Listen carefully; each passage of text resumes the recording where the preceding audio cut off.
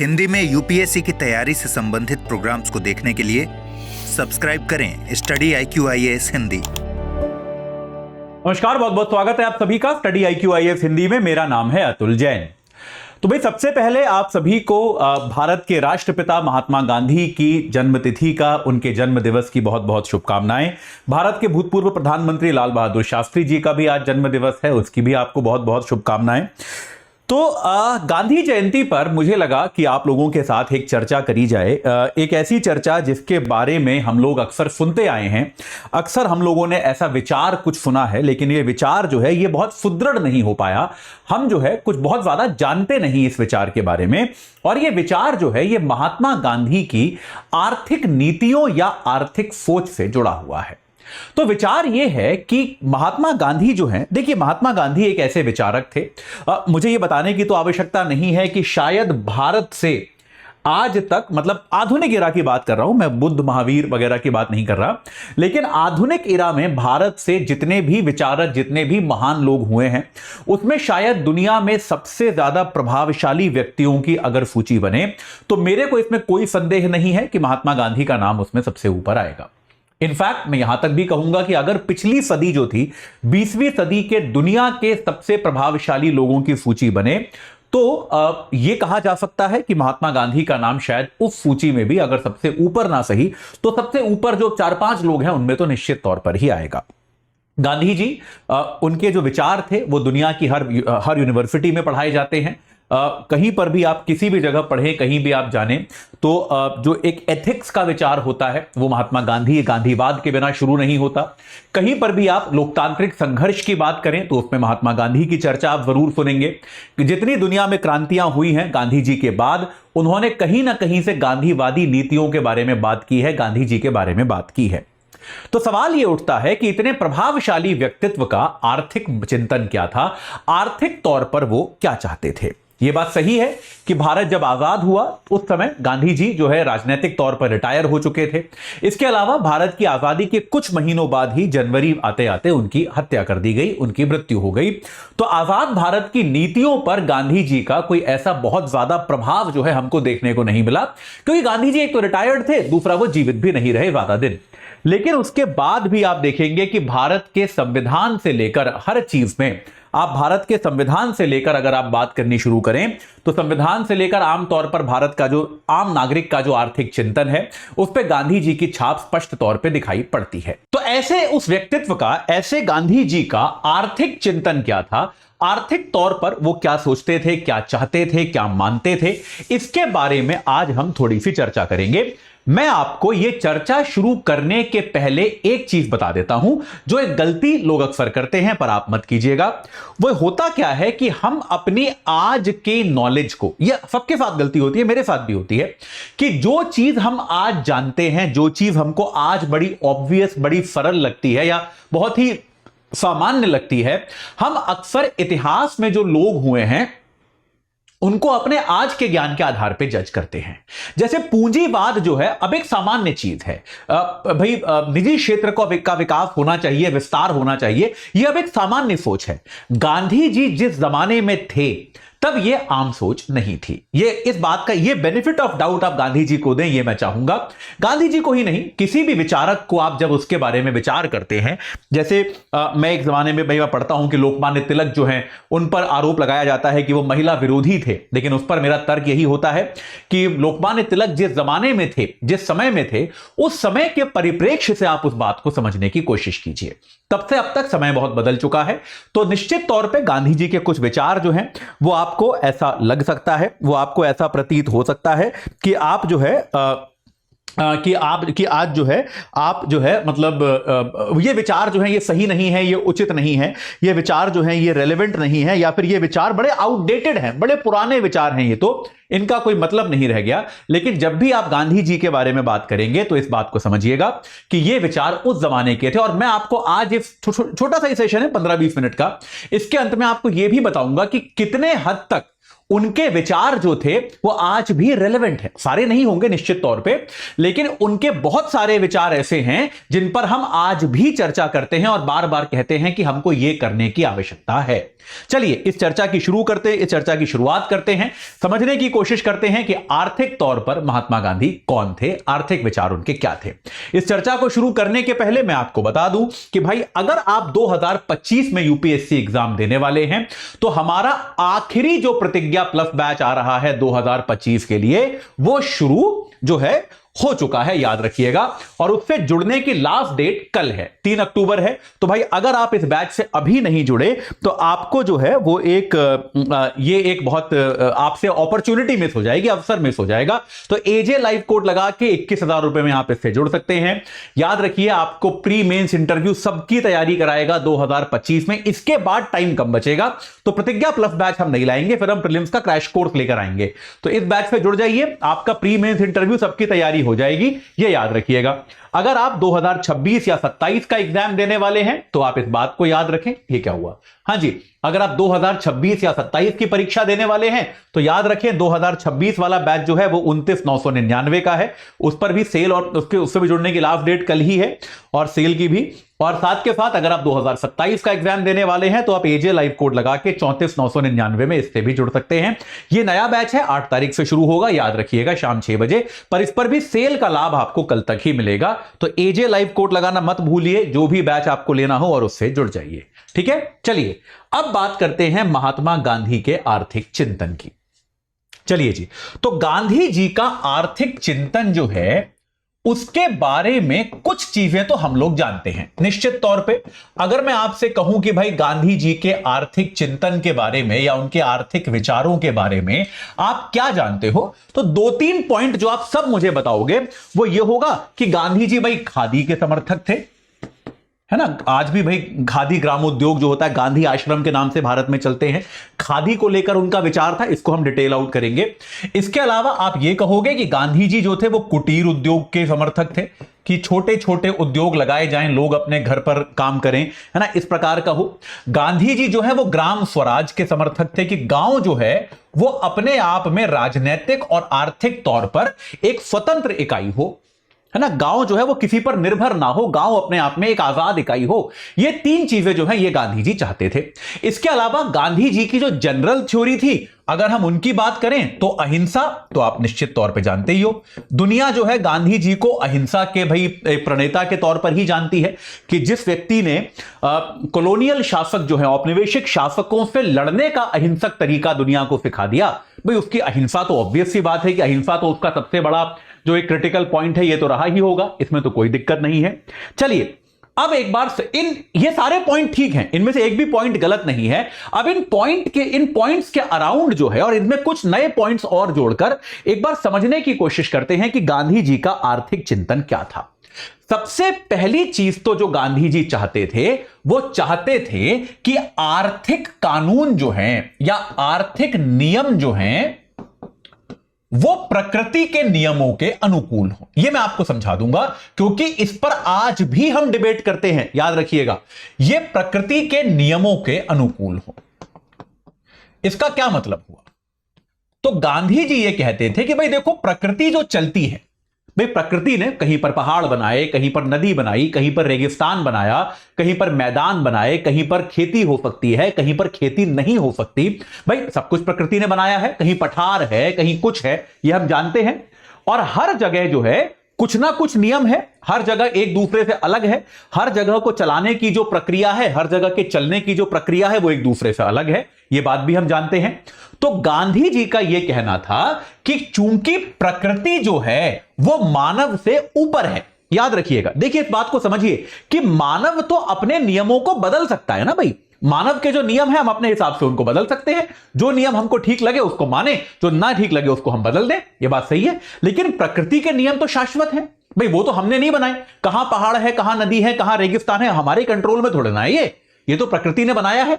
तो गांधी जी ने कहा कि यह मानव की जिम्मेदारी है कि जो आर्थिक नियम है यह प्रकृति के नियमों के अनुकूल हो। यानी कि जहां पर जैसे संसाधनों के विकास की गुंजाइश हो, वहां पर वैसे ही संसाधनों का विकास हो।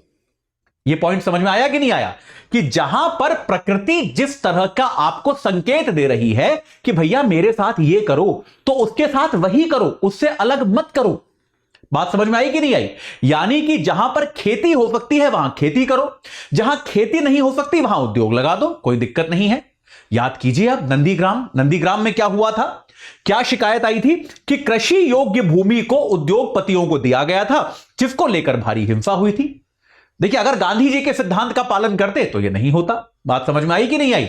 बंजर जमीन जो है या फिर जहां पर संसाधनों की कमी है वहां पर आप उद्योग लगाइए, जहां पर प्राकृतिक संसाधन प्रचुर हैं, बहुत है, वहां पर प्रकृति का उपयोग करो ना भाई। बात समझ में आई कि नहीं आई? तो अब इसके अलावा इसका एक रीसेंट एग्जांपल देता हूं मैं आपको। इसका एग्जांपल है जो हमारे यहां आजकल पर्वतीय क्षेत्रों में प्राकृतिक आपदाएं आ रही हैं, चाहे वो वायनाड का मामला हो, चाहे वो आपका ये उत्तरकाशी का मामला हो। ये तो हम जानते हैं ना, जहां पर भाई कहीं पर जमीन धंसने लगती है, कहीं पर लैंडस्लाइड आ जाता है। तो अगर आप मेरे क्लासेस देखते हैं तो मैंने बार बार आपको क्या समझाया है इसमें कि जो मैदानी क्षेत्रों का विकास का मॉडल है ये पर्वतीय क्षेत्रों में नहीं लग सकता। मैदानी क्षेत्रों में आप 8 लेन हाईवे बना सकते हो चौड़े चौड़े, कोई दिक्कत नहीं है। पर्वतीय इकोसिस्टम फ्रेजाइल होता है, नाजुक होता है। वहां पर अगर आप मैदानी क्षेत्र का मॉडल लगाओगे तो प्रकृति बर्बाद हो जाएगी, प्रकृति आपसे बदला लेगी। यही है, यही गांधी जी ने कहा था। तो आज जो हम कह रहे हैं वो गांधी जी ने भी कहा था। बात समझ रहे हैं कि नहीं? गांधी जी ने यही कहा था कि प्रकृति भैया जिस तरह का अवसर दे रही है उस तरह का ही काम करो। ये बात क्लियर हो गई? तो ये एक जो है ये पहला इंपॉर्टेंट सिद्धांत है गांधी जी का, जिसका आप देखते हो आज की तारीख में आपको रेलेवेंस समझ में आता है। ये रेलेवेंस समझ में आया कि नहीं आया? ये बात मानते हो कि नहीं मानते भाई? बात समझ में आ रही है कि नहीं? तो ये जो है गांधी जी का पॉइंट था जिसकी रेलेवेंस आपको आज भी समझ में आएगी। ठीक है। दूसरी चीज गांधी जी ने कही, विकेंद्रीकरण के बारे में गांधी जी बहुत बड़े पक्षधर थे कि सत्ता का किसी भी प्रकार से केंद्रीकरण नहीं होना चाहिए। जितना विकेंद्रीकरण करोगे आप उत्पादन का, जितना आप विकेंद्रीकरण करोगे अलग अलग प्रकार की, भाई आपकी भले ही वो राजनीति हो, भले ही आपकी वो अर्थव्यवस्था हो, उसका जितना विकेंद्रीकरण करोगे उतना बेहतर होगा। उसमें गांधी जी ने क्या कहा कि आप क्षेत्रीय और कुटीर उद्योग लगाओ, क्षेत्रीय उद्योग लगाओ, कुटीर उद्योग लगाओ। इससे क्या होगा? एक तो वही पहला पॉइंट रीइंफोर्स होगा कि भाई क्षेत्रीय और कुटीर उद्योग जो है नेशनल प्लानिंग से नहीं बनेगा, लोकल प्लानिंग करनी पड़ेगी कि भैया मेरे क्षेत्र में ये होता है, ये उगता है, हम इसके आधार पे प्लान बनाएंगे। बात सही है कि नहीं है? तो अब इससे क्या होगा? आपका प्रकृति पे अत्याचार कम हो जाएगा, आपके यहां लोगों को रोजगार भी मिलेगा। कहां यूज हो रहा है ये? नाम सुना है सरकार की योजना का, 1 डिस्ट्रिक्ट 1 प्रोडक्ट? नाम सुना है कि नहीं सुना है? क्या है ये? कि आपके जिले में कुछ तो ऐसा उत्पाद बनता होगा जो फेमस है, जो काम का है, उसका निर्यात करो। ये और क्या है? यही तो है। बात समझो, नाम बदल दो, पैकेजिंग बदल दो, कंटेंट सारा वही है बेटा, ऊपर का बस थंबनेल बदल गया है, बाकी सब वही है। समझ रहे हो कि नहीं? तो विकेंद्रीकरण क्या है? जैसे इसका एग्जांपल आप दे सकते हो 1 डिस्ट्रिक्ट 1 प्रोडक्ट। क्या है ये? कि आपके जिले में लोकली जो माल अच्छा बनता है, निर्यात करने का मतलब ये नहीं कि बड़े बड़े कारखाने लगा के ही निर्यात किया जाए। आपके जिले में मिठाई बढ़िया बनती है तो आप उसको निर्यात करें, आपके जिले में खिलौने अच्छे बनते हैं, आप उसका निर्यात करें, क्या दिक्कत है? तो आप जो है इससे भी तो काम कर सकते हैं। ये भी गांधी जी ने कहा था, ये भी हम आजकल फॉलो कर रहे हैं। ठीक है। गांधी जी ने उस समय की आवश्यकताओं को देखते हुए खादी उद्योग की बात की थी। खादी उद्योग को अगर हम थोड़ा सा इलैबोरेट करें तो गांधी जी ने क्या कहा? बेसिकली स्वरोजगार, कि आप जो है अपना रोजगार कीजिए। खादी उद्योग में क्या है? हर कोई एंटरप्रेन्योर है। आप घर पे चरखा ले आओ, उससे उत्पादन शुरू करो, आपकी कमाई होगी। बात समझ में आ गई? तो इससे क्या है? किसी भी शासन प्रशासन तंत्र पे रोजगार के लिए निर्भरता कम हो जाएगी आपकी। अब हम क्या कर रहे हैं? हमारी सरकारें क्या कर रही हैं? मुद्रा लोन दे रही हैं। मुद्रा ऋण क्या है? कि अगर आपको अपना खुद का कोई काम धंधा शुरू करना है तो आपको छोटे ऋण दिए जा रहे हैं कि नहीं दिए जा रहे? ये कौन सा तीसरा पॉइंट हो गया ना? तो ये क्या है? ये भी एक तरह से स्वरोजगार की तरफ ही तो बढ़ावा है। प्रधानमंत्री अपने हर भाषण में कहते हैं आजकल कि हम चाहते हैं कि एंटरप्रेन्योरशिप को बढ़ावा दिया जाए। और एंटरप्रेन्योरशिप का मतलब केवल ये थोड़ा ना है कि जो आईआईटीएन बड़ी बड़ी कंपनी बना लेते हैं। उसका मतलब ये छोटे छोटे स्टार्टअप भी है यार, छोटी कंपनी, छोटी दुकान, छोटा व्यवसाय, छोटा व्यापार। बात समझ रहे हैं कि नहीं समझ रहे हैं? हालांकि प्रधानमंत्री जी का इसको लेकर बहुत ट्रोल किया गया था, लेकिन बात गलत थोड़ी ना थी कि एक व्यक्ति जो अपने ठेले पर समोसे तल रहा है, यार आप उसको भी रोजगार मानोगे कि नहीं मानोगे? हालांकि मुझे पता है राजनीतिक तौर पर बड़ा विवाद हुआ था इस पर, लेकिन क्या बुराई है? कोई समस्या है क्या इसमें? तो यह स्वरोजगार जो है वो अपने आप में बहुत इंपॉर्टेंट है, यह भी गांधी जी ने कहा। खादी उद्योग जो है उससे उनका तात्पर्य यही था कि आप किसी फैक्ट्री इंडस्ट्री तंत्र से रोजगार मांगने की बजाय आप स्वरोजगार पैदा करें, यह गांधी जी ने कहा था। यह बात सही है, ठीक है? यह आपको क्लियर हो गया कि नहीं हुआ?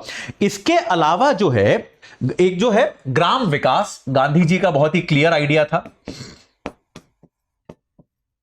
कि यार गांव का आपको विकास करना पड़ेगा। यहां पर मैं कह सकता हूं कि थोड़ा सा गांधी जी की विचारधारा से अब हम अलग चले गए हैं, क्योंकि आधुनिक उद्योग धंधे जो हैं वो काफी हद तक शहरी हैं, ये मैं मानता हूं।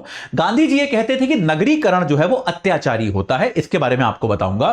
तो इसके लिए हमको ग्राम विकास करना चाहिए और गांव को अपने आप में एक इंडिपेंडेंट यूनिट बनाना चाहिए। अब इसको हम एक दूसरी चीज के जरिए समझेंगे, जो है अति उत्पादन। इसके साथ समझेंगे इसको तो हमको बेहतर समझ में आएगा।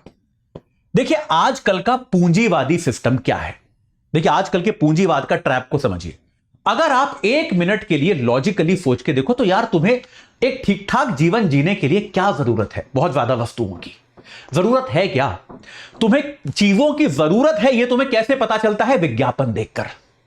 बात है कि नहीं है? आपका जीवन सही चल रहा है, कोई दिक्कत नहीं है। अब मेरे पास एक गाड़ी है, गाड़ी सही चल रही है, अचानक से मेरे को बड़ी गाड़ी के ऐड आने लगते हैं। मुझे कोई खास जरूरत तो है नहीं बड़ी गाड़ी की, भाई छोटा परिवार है, आराम से छोटी गाड़ी में भी चल जाता है, लेकिन बड़ी गाड़ी का ऐड देखकर मन तो करता है ना यार कि यार ये बड़ी गाड़ी ली जाए तो जीवन बेहतर हो जाएगा। ठीक है, ये लगता है कि नहीं लगता? आप जो है सामान्य तौर पे आपके पास जो चीजें हैं, आप उससे बेहतर चीज आपको चाहिए हो या नहीं चाहिए हो, आप खरीदते रहते हो। ये हो क्यों रहा है? ये पूंजीवाद की साजिश है। पूंजीवाद में क्या होता है? अति उत्पादन किया जा रहा है, जरूरत से ज्यादा वो उत्पादन कर रहे हैं। अब इस जरूरत से ज्यादा उत्पादन को बेचें कैसे?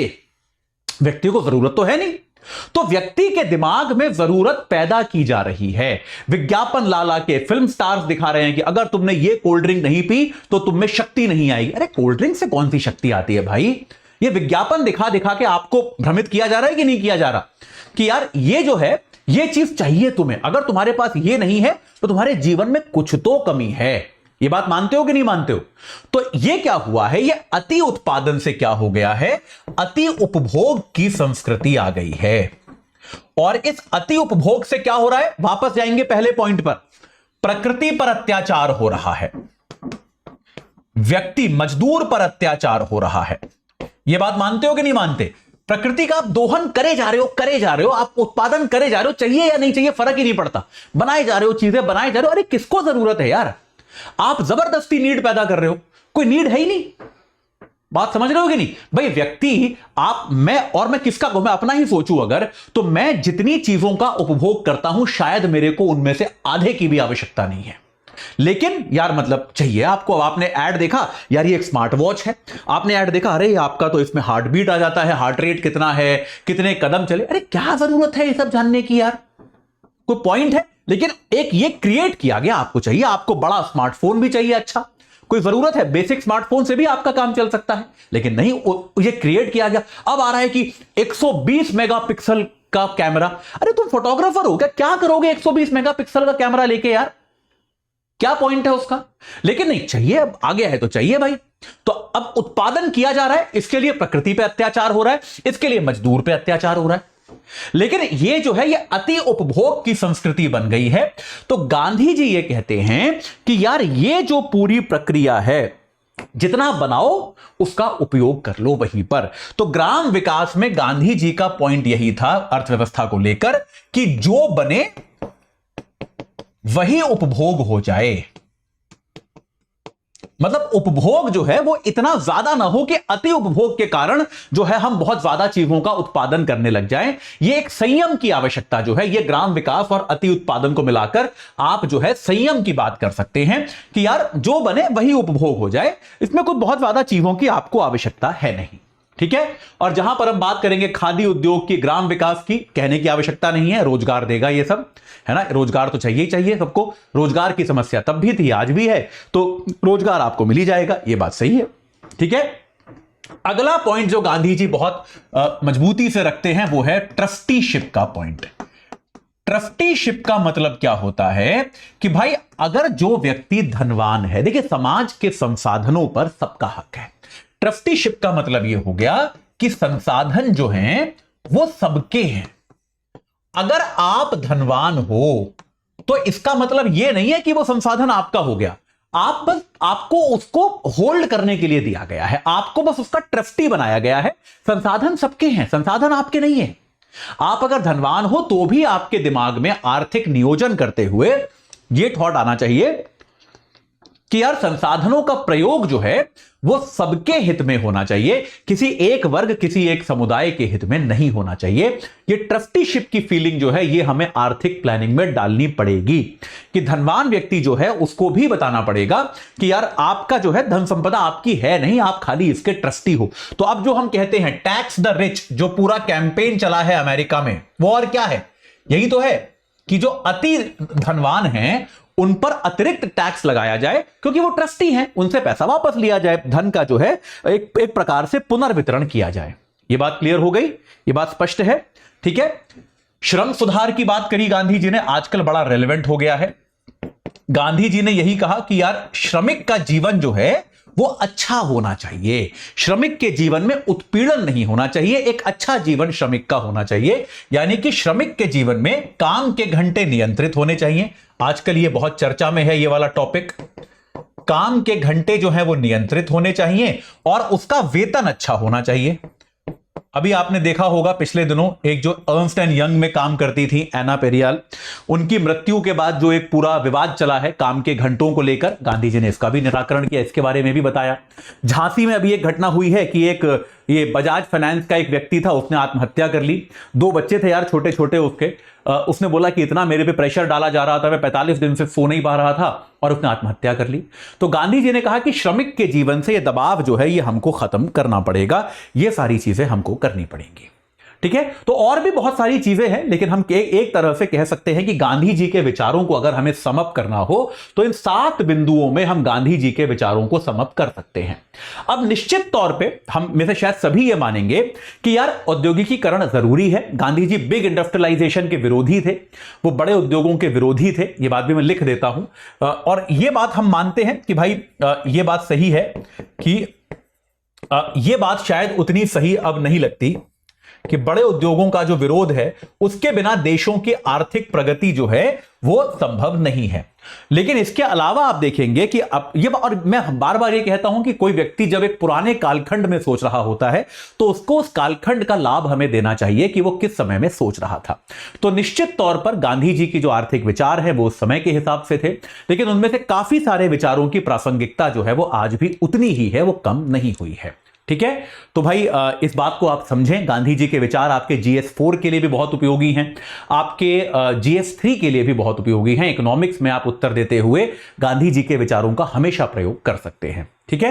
तो मैं आशा करता हूं गांधी जयंती के दिन गांधी जी के इन विचारों को हम समझेंगे, हम समझने का प्रयास करेंगे और थोड़ा और जानकारी बढ़ाएंगे, थोड़ा और क्यूरियोसिटी हमारे अंदर लाएंगे। अगर आपका और कोई इससे जुड़ा हुआ सवाल है तो आप कमेंट सेक्शन में पूछिएगा, मैं निश्चित तौर पे उसका उत्तर देने का आपको प्रयास करूंगा। चलिए अभी के लिए इतना ही। जाते जाते आपको फिर से बता दूं, 2027 के लिए बैच चाहिए तो एजे लाइव कोड लगा के 34,999 में जुड़ सकते हैं। याद रखिएगा 8 तारीख से शुरू हो रहा है।